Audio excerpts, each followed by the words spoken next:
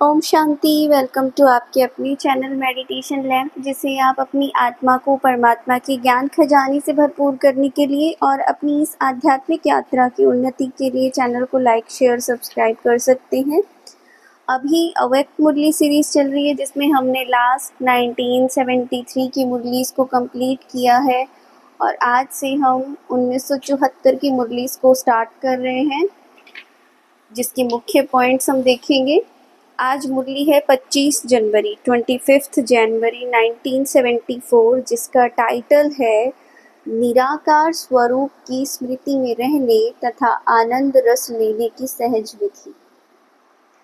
तो ये देखिए कि निराकार स्वरूप में स्थित हो जाने में तो वैसे ही एक अलग ही आनंद अपने आप ही आने लगता है। वो होता है ना, एक चीज़ 10 चीज़ों को और अपनी तरफ अट्रैक्ट कर लेती है, तो सेम वही वाली बात हो गई।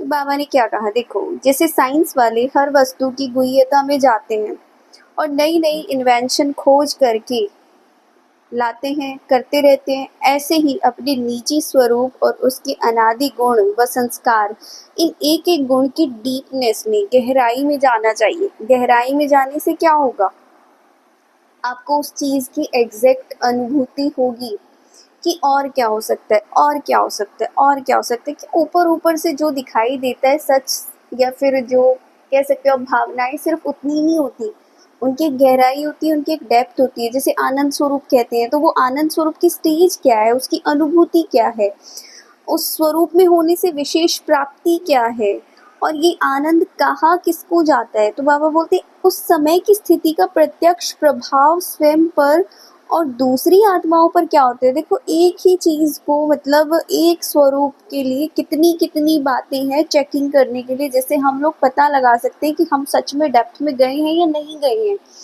ऐसे बाबा बोलते हर गुण की गुह्यता में, उसकी गहराई में जाओ। क्या होता है, जैसे लोग वो दुनिया में सागर के तले में जाते हैं, तो जितना अंदर जाते हैं उनको नई नई चीज़ें प्राप्त होती है। नए नए, वो बोलते हैं ना कि मोती भी ऐसे कोई ऊपर थोड़ी ना बिखरे मिलते हैं। सागर के जितने गहरे में जाओगे, तले में जाओगे, तो नई नई रतन खोज के, तो आप भी क्या होगा, अंतर्मुखता का ये जो है एक तरीके से, इसके द्वारा इस सागर में कौन सी, बाबा बाबा सागर ही तो है, प्रेम का, आनंद का, हर चीज़ का सागर है। उस सागर के अंदर जितना आप गहरा गोता लगाओगे ना, उतनी आप नई नई चीज़ें, नए नए अनुभव को अपना साथ लेकर आओगे। जितना अंतर्मुख होकर स्वयं में खोए हुए रहोगे, तो आपको बहुत नए नए अनुभव होंगे। तो जिसको भी नए नए अनुभव करने हैं, वो क्या करे, अंतर्मुखी हो जाए। सबसे पहले बाहर से कट ऑफ कर दो। कट ऑफ करने का मतलब ये नहीं है आपको अपनी ज़रूरी काम धंधे ये सब नहीं करना है, या अपनी कोई रिस्पॉन्सिबिलिटी छोड़ देनी है, नहीं। जहाँ पर ज़रूरत नहीं है वहाँ से कट ऑफ कर दो। क्यों आपको फालतू हर चीज़ में घुसना है, हर चीज़ में बोलना है, हर चीज़ में जवाब देना है। जहाँ चीज़ें शांति से हो रही हैं, तो उनको होने दो ना, नेचुरली चलने दो, जो जैसे चल रहा है।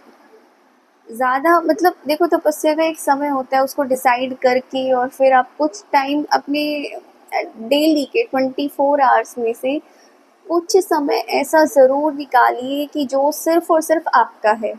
वो जिसको बोलते हैं मी टाइम, कि अब वो सिर्फ मैं हूँ और मुझे अपने आप को जानना है। मैं क्या हूँ, मैं कौन हूँ, मैं किस लिए हूँ, मेरा जन्म किस लिए भगवान ने मुझे चुना, क्या था मेरे अंदर ऐसा। इन सारी बातों का ध्यान हमको रखना होगा।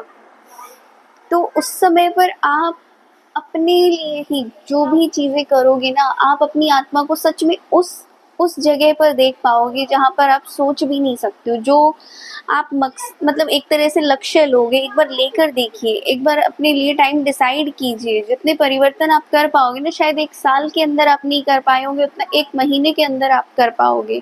और ये सारी चीज़ें देखो, ऊपरी ज्ञान सबके पास है, सब बहुत बड़े ज्ञानी हैं, सबके पास भरा हुआ है, इंटरनेट भरा हुआ है। ये क्लास सुन लो, वो क्लास सुन लो, ये कर लो, वो कर लो। एक्चुअल में रिजल्ट आपको खुद के पुरुषार्थ से ही मिलना है, ना कि किसी और की परोसी हुई थाली से, या जो भी है वो सब उसका प्लेटर है, आपका नहीं है। आपको जाना है तो आपको करना पड़ेगा। स्विमिंग मेरे नाम का कोई और सीख के आ जाए और मैं तैर जाऊंगी, ये पॉसिबल नहीं है। तो जिसका जो मंथन है वो उसके लिए है। ये आपको सिर्फ हेल्प कर सकता है थोड़ी देर के लिए, मोटिवेशन दे सकता है, इससे ज़्यादा कुछ नहीं।